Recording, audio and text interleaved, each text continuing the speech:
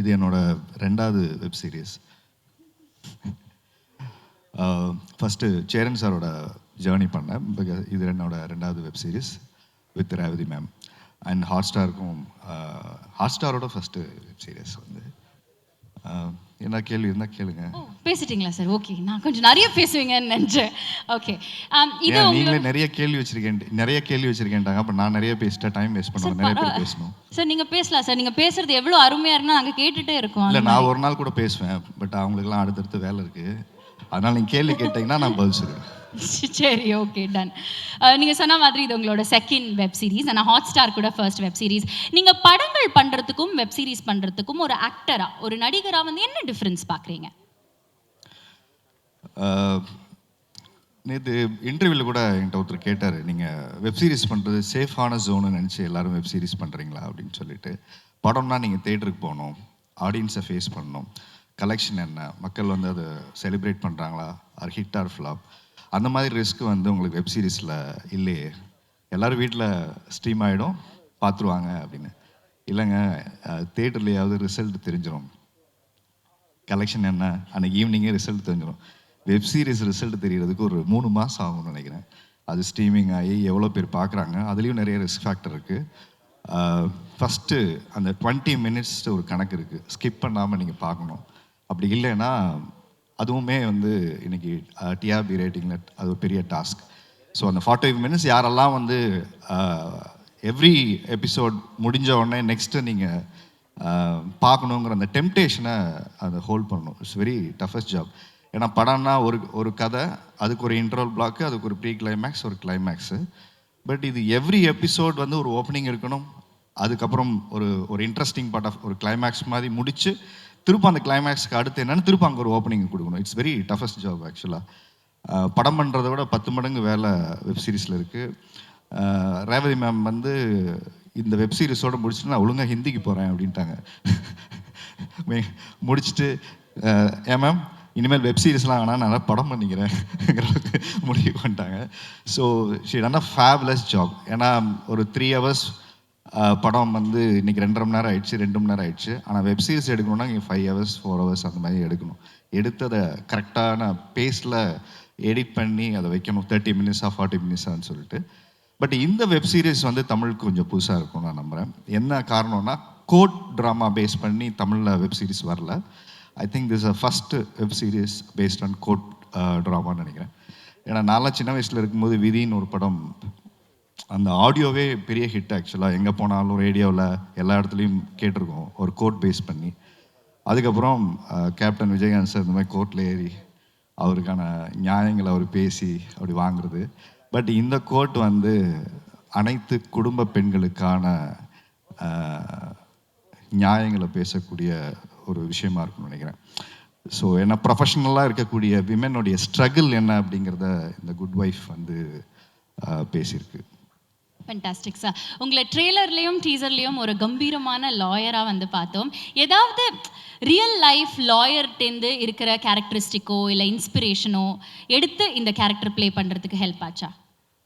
நான் வந்து இந்த லாயர் கேரக்டருக்காக ஒரு 20 இயர்ஸாக ட்ரெயின் பண்ணியிருக்கேன்.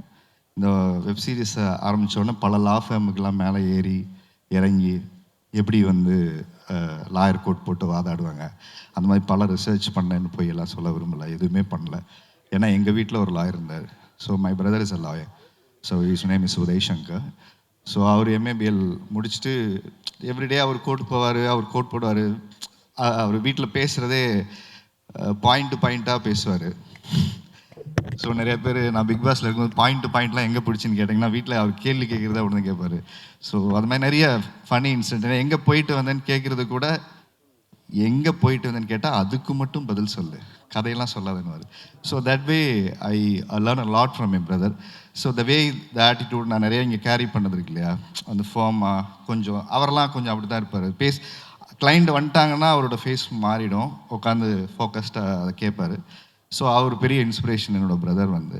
அதுக்கப்புறம் என்னோடய ஃப்ரெண்ட்ஸ் 2-3 பேர்கிட்ட ஃபோன் பண்ணி கொஞ்சம் டிப்ஸ் கேட்டுக்கிட்டேன், அவ்வளோதான். Brilliant, very nice.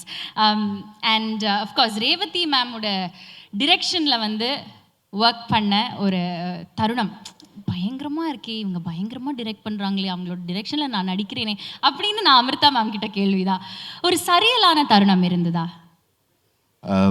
As a cinema ஃபேனாக நான் சின்ன வயசுலேருந்து எனக்கு படம் பார்க்குறது ரொம்ப பிடிக்கும். நான் ஸ்கூல் படிக்கும்போது மேமோட படம்லாம் நிறைய பார்த்துட்டு நிறைய ஆர்டிஸ்ட்டை நம்ம அட்மையர் பண்ணியிருப்போம். ஆனால் நிறைய நேரில் பார்க்குற வாய்ப்பு கிடைக்காது ஆக்சுவலாக. பட் நான் வந்து எங்கள் ஊரில் ஷூட் பண்ணும்போதெல்லாம் Radha ma'am and Ambika ma'am இவங்களெல்லாம் நான் பார்த்துருக்கேன். ரேவதி மேம் நான் பார்த்ததே இல்லை. மௌனராகம் வந்து one of my favourite film. So Mouna Ragam heroine மேடமோட நம்ம டைரக்ஷன் நடிக்க போகிறோம் அப்படின்னு ஒரு ஃபீல் இருந்ததில்ல. அது வந்து இண்டஸ்ட்ரிக்கு வந்ததுக்கப்புறம் அது ஒரு பெரிய ஹை இருந்தது. ட்ரையல் வெப் சீரிஸ் இங்கே ரீமேக் பண்ண போகிறாங்கன்னு மட்டும்தான் எனக்கு தெரியும். அண்ட் வந்து கதை என்னென்னு எனக்கு தெரியாது ஃபஸ்ட்டு வச்சுலாம். மேனேஜரை கூப்பிட்டு பண்ணலான்னு சொன்னோடனே உடனே பண்ணலாம். ஏன்னா குயின் வந்து மேமோட பண்ண வேண்டியது. ஸோ அந்த டைமில் நான் அதை மிஸ் பண்ணிட்டேன். ஸோ செகண்ட் டைம் வந்து ரேவதி மேமோட டைரெக்ஷனில் ஒரு ஆப்பர்ச்சுனிட்டிங்கும் போது I don't want to miss this opportunity. I said immediately yes. கதை என்னென்னு நான் பார்க்கல, முதல்ல எஸ் சொல்லிட்டேன். ஸோ முதல்ல எஸ் சொல்லிட்டு தான் அதுக்கப்புறம் ட்ரையல் ஃபஸ்ட்டு ஃபோட்டோஷூட் தான் நடந்தது. ஃபோட்டோஷூட் பண்ணும்போது எனக்கு ஐ ஹேவ் நோ க்ளூ என்ன நடக்க போகுது, என்னென்ன மேம் இருக்காங்க போய் பார்க்க போகிறோம், அவங்கள பார்க்குற மன்னனில் ஒரு ஃபேன் பாய் மூமெண்ட் தான் நான் வந்தேன். ஸோ ஒரு 5 மினிட்ஸ் வந்து கேரமில் வந்தாங்க, என்கிட்ட உட்காந்து பேசினாங்க, காஸ்டியூம்ஸு ஹேர் ஸ்டைல்லாம் பார்த்தாங்க. அப்புறம் நான் ரெடியாகி வந்துருங்க அங்கே பேசலாம் அப்படின்னு சொன்னாங்க. கதையெல்லாம் உங்களுக்கு தெரியுமான்னு கேட்டாங்க. நான் ஒன்றுமே சொல்ல, தலையாட்டி எஸ்ன்னு சொல்ல நோன்னு சொல்ல, மேம் மட்டும் அட்மையர் பண்ணிகிட்டே இருந்தேன். அவங்க பேசுகிற அந்த 5 மினிட்ஸ் லிசன் பண்ணிவிட்டு நேராக செட்டுக்குள்ளே போயிட்டோம். ஹேர் ஸ்டைல் பார்த்தாங்க, இதெல்லாம் நல்லா இல்லை, பிரியாவோட இதுக்கு இது செட் ஆகாது, இந்த மாதிரி ஹேர் ஸ்டைல் இப்போ வச்சுருக்கமே வச்சுருந்தேன், இதெல்லாம் கொஞ்சம் சைடெல்லாம் சீவி ரெடி பண்ணிவிட்டு அப்புறம் வாங்க அப்படின்னு சொன்னாங்க. ஷர்ட்லாம் கொஞ்சம் சேஞ்ச் பண்ணிவிட்டு அந்த ஃபஸ்ட்டு லுக்கு வந்து மேம் தான் செட் பண்ணாங்க. ஸோ தட் வே அதுக்கப்புறம் தான் நான் போய் ட்ரையல் பார்த்துட்டு என்ன ரோல் அப்படிங்கிறதெல்லாம் அதுக்கப்புறமா தெரிஞ்சு ஸ்கிரிப்ட் படிச்சுப்பாங்க. ஃபென்டாஸ்டிக். இப்போ one last question before we let you off. Your definition, actor husband ஆரிஸ் definition of a good wife என்னவா இருக்கும்?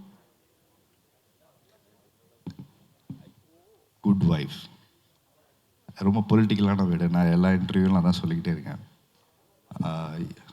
யாரெல்லாம் கல்யாணம் ஆகிட்டு அவங்க ஒய்ஃப் உங்களை விட்டு போகலையோ அவங்கெல்லாம் குட் ஒய்ஃப். அதனால் நம்மெல்லாம் குட் ஹஸ்பண்ட் கிடையாது. அதை நம்ம ரொம்ப நியாயமாக ஒத்துக்கணும். ஏன்னா ஒவ்வொரு ஒய்ஃபோட டாலரன்ஸ் லெவல் ஒன்று இருக்கு இல்லையா.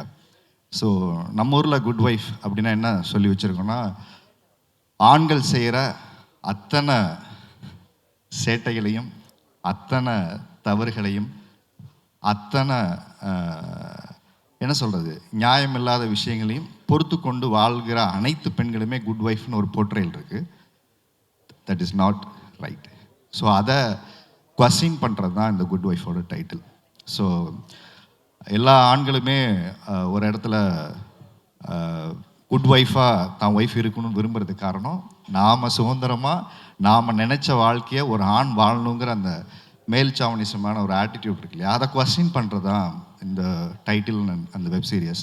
ஏன்னா ஒரு பொண்ணோட நியாயமான விஷயங்கள் என்ன, ஏன்னா குட் ஒய்ஃப்னா என்னென்ன நிறைய கேள்வி இருக்குது. ஆண் செய்கிறதுக்கெல்லாம் ஓகே சொல்கிறது குட் ஒய்ஃபா, குழந்தைய நல்லா பார்த்துக்கிட்டா குட் ஒய்ஃபா, இல்லை ஹஸ்பண்ட் வேலைக்கு போவேன்னு சொல்லிட்டு போனால் குட் ஒய்ஃபா, இப்படி நிறைய நமக்குள்ள ஒரு கொஸ்டின்ஸ் இருக்கு இல்லையா, நிறைய நமக்குள்ள ஒரு ஐடியா இருக்குது, சோஷியல் ப்ரெஷர் இருக்குது. ஸோ இது எல்லாத்தையுமே ஒரு இடத்துல கொஸ்டின் பண்ணுறது தான் குட் ஒய்ஃப்னு நினைக்கிறேன். சோஷியல் ப்ரெஷர் கொடுக்குறதுலேருந்து மீண்டு அதுலேருந்து ஜெயிச்சு வந்தால் குட் ஒய்ஃப், அப்படி நிறைய கொஸ்டின்ஸ் இருக்குது. இதோட இன்டர்பிரிட்டேஷன் பார்த்திங்கன்னா வேறு வேறு டெஃபினேஷன் இருக்குது. பட் இங்கே ரொம்ப காலமாக நம்ம சமூகத்தை ஏமாற்றி வச்சுருக்கிறது வந்து குட் ஒய்ஃப் அப்படின்னா பெண்கள் வந்து ஆண்கள் செய்கிற அனைத்து விஷயங்களுக்கும் ஓகே சொல்கிறவங்க தான் குட் ஒய்ஃப் அப்படின்னு ஒரு இன்டர்பிரிட்டேஷன் இருக்குது. ஆனால் அந்த இன்டர்பிரிட்டேஷனை வந்து வெப் சீரிஸ் பார்த்ததுக்கு அப்புறமா அது மாறும் நீங்கள் நம்புறீங்களா? பெர்செப்ஷன் மாறும்னு நினைக்கிறேன். எஸ்.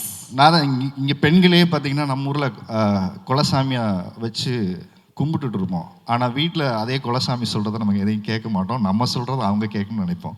ஸோ அதுதான் இங்கே பெரிய அரசியல்.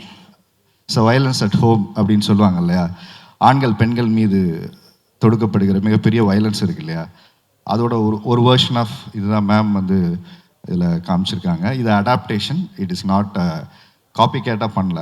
ஸோ நம்ம ஊருக்கு தகுந்த மாதிரியான நிறைய விஷயங்களை ஸ்பைஸ் அப் பண்ணி ஆட் பண்ணி ஒரு எமோஷனல் கனெக்டோட பண்ணியிருக்கோம். எனக்கும் ஃபஸ்ட் டைம் லாயராக இது நான் பண்ணியிருக்கேன். ஸோ ஹரி தீபக் அப்படிங்கிற ஒரு கேரக்டர்ஸ் வந்து தருணிகாவோட வாழ்க்கையிலேருந்து என்ன மாதிரியான ஒரு